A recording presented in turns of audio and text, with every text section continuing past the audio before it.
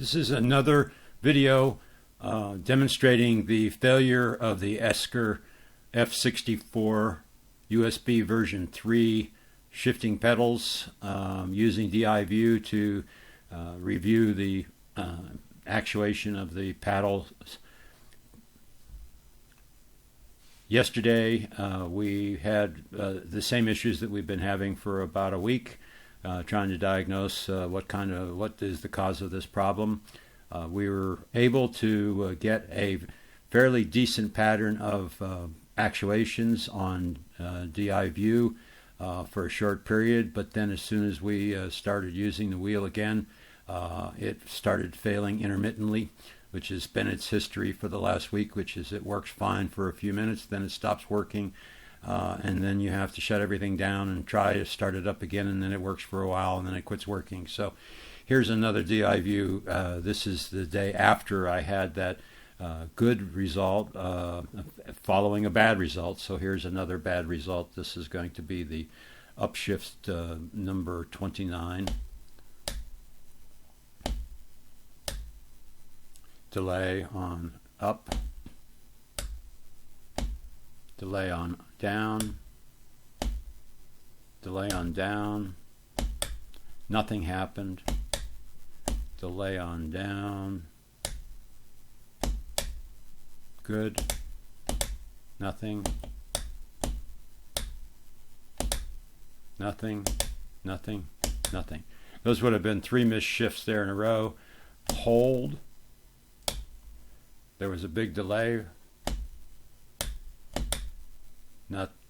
delay, hold, almost a full second delay on the upshift, downshift, delay, nothing,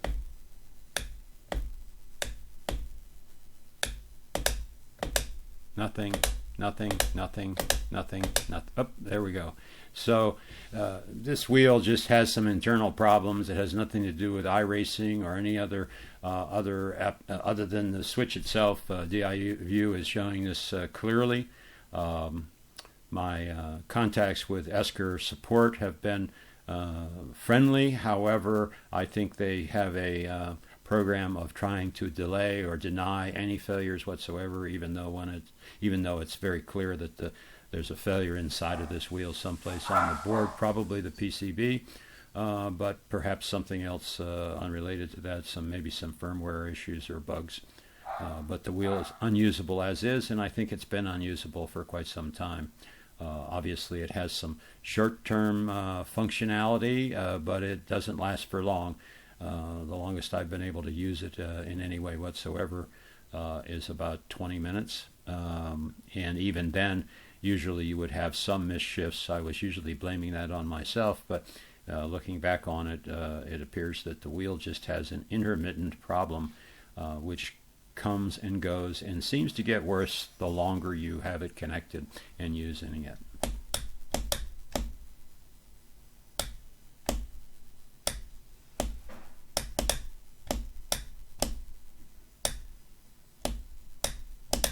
Nothing, nothing.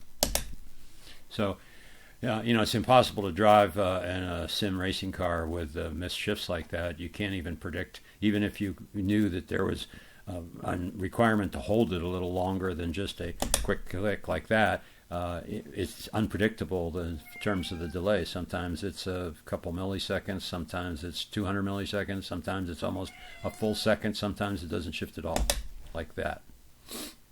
So the wheel is defective, and I'm going to return it to the seller.